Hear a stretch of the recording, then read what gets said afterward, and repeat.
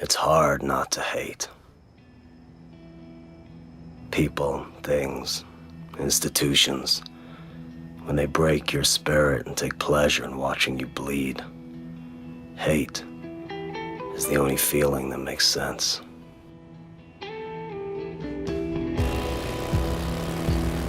But I know what hate does to a man. Tears him apart, turns him into something he's not. Something he promised himself he'd never become.